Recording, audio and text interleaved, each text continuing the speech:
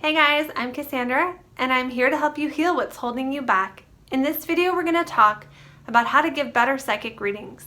If you want to improve your skills or you're just starting out and you want to get better, this video will help you with 5 steps for how to give better readings to set you up for success in the professional world.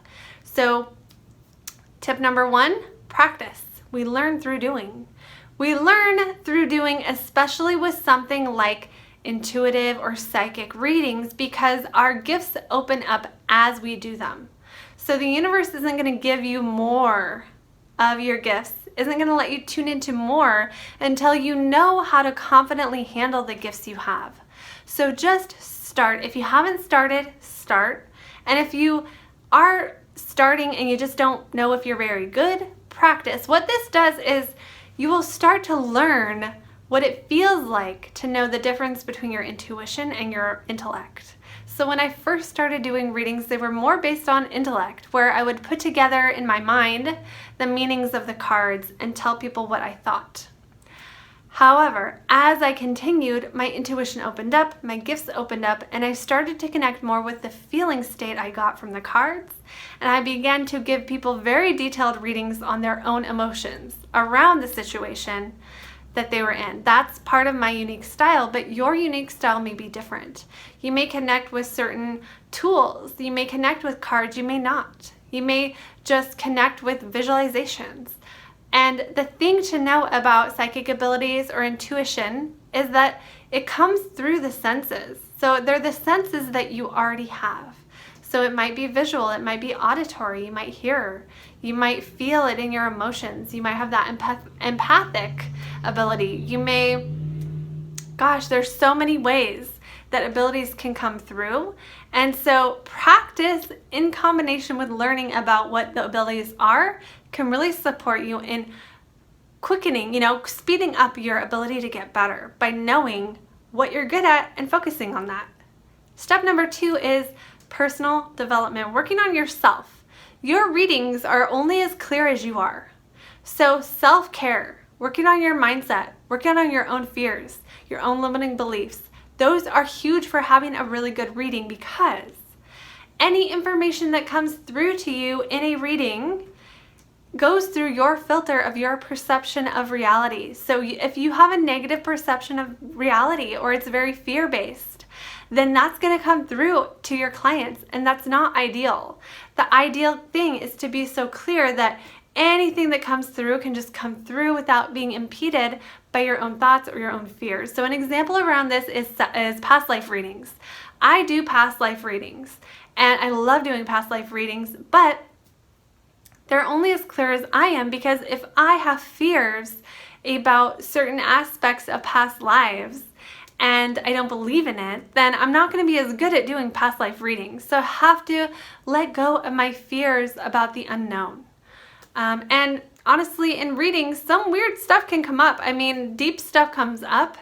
And if I have fears about my own life not going how I want it to go, all that stuff is going to come up through clients. So the more I can let go of that stuff, the more I can have an empowered mindset, the better that filter is going to actually filter out the truth instead of my perception of the truth. Step number 3, have boundaries. Having boundaries is important. I have some boundaries that, for me, it's like I help people create their future. I say no to things that don't feel right. And this was really hard in the beginning, because I thought I had to say yes to every request, but you don't have to say yes to every request, and it's really good. It helps the client to explain to them early on what to expect. So I tell people that I'm not a fortune teller. I'm not going to sit here and give you a palm reading and tell you all the things that are going to happen. For some of you out there watching this, you might be aligned with fortune telling, that style of predicting the future really strongly a lot in a reading. And if you are, cool, that's fine. But for me, I'm not aligned with that, so I don't do it. And if someone comes to me and they want to make a change and they're not willing to, I'm not the person for them. So I try to be really clear and upfront that in a reading with me, we're going to work on you. We're going to work on shifting what needs to be shifted so you can have the life you want.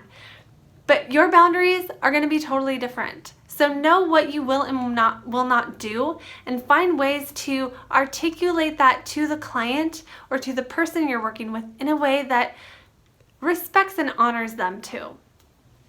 Number 4, develop beliefs that support you and your clients.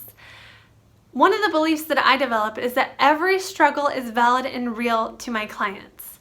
I had a hard time in the beginning when people would come to me with problems that I never had, or I didn't understand, or I thought they were a little immature. And so that did not support me as being good at doing readings, because I was judging the people who came to me for the problems they were having. And so now I have a belief that every struggle is valid, and it allows me to stay in that compassionate place where I show up to serve. Another belief I have is nothing is set in stone. We can play with how you can shift into that version of reality you want to create. And another belief I've created is I always know what to say. This really supports me, because what would happen in readings is I would get to a point where I didn't know what to do next. And that would make me really nervous, and I wouldn't know what to do, and I would just worry that I wouldn't know what to do. So instead, now I say I always know what to do. I decide that I always know what to do, and I've decided to be okay with the unknown. Because this I really struggled with in a reading. We don't know what's going to happen. We don't know what's going to come up. We don't know what is going to be said. But I had to start trusting my ability to handle whatever comes up, and trust that I know what to say. Even if what I say is you need to go to another professional for this. That goes back to boundaries.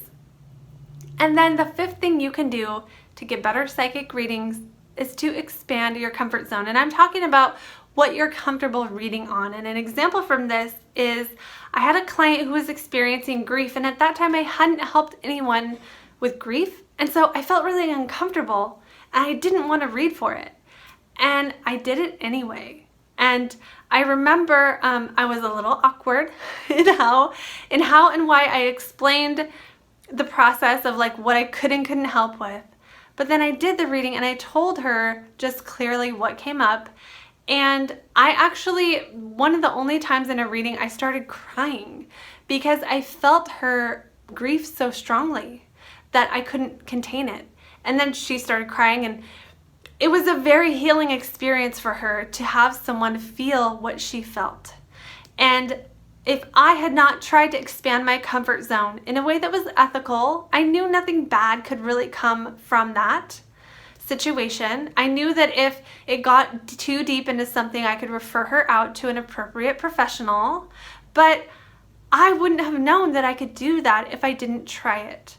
So expanding your comfort zone in ways that don't put the client in any risk. And so one of the things that I've done in the past is I will say I'm trying out a new modality. I'll try it on a few people in exchange for feedback whenever I'm doing something new. This way, I can get that feedback and assess before I'm charging someone, and then I can kind of be there to support them in whatever comes up. So if it brings up emotions, I can support them. I don't think it's ethical to tell someone they have a problem without helping them tune into some kind of solution, personally. So it's up to you to decide what ethical means and how you can expand your comfort zone and increase your ability to, do readings in a way that lets you grow, because the more that you grow, the better you're going to be. And sometimes this is just taking a class and learning a certain skill set, learning a certain modality that you want to bring into your readings as well. So let me know in a comment below if you want me to go more in depth on any of these 5 topics, and I'll make more videos on that. And also tell me what your challenges are. I'd love to hear from you. What are you struggling with when doing readings? And like this video if you liked it, hit the subscribe button and the bell if you want more videos like this on how to make positive changes and how to heal what's holding you back. And also, if you want to work with me, I also do intuitive readings, so I can help you tune into what might be holding you back in your readings and how you can move forward.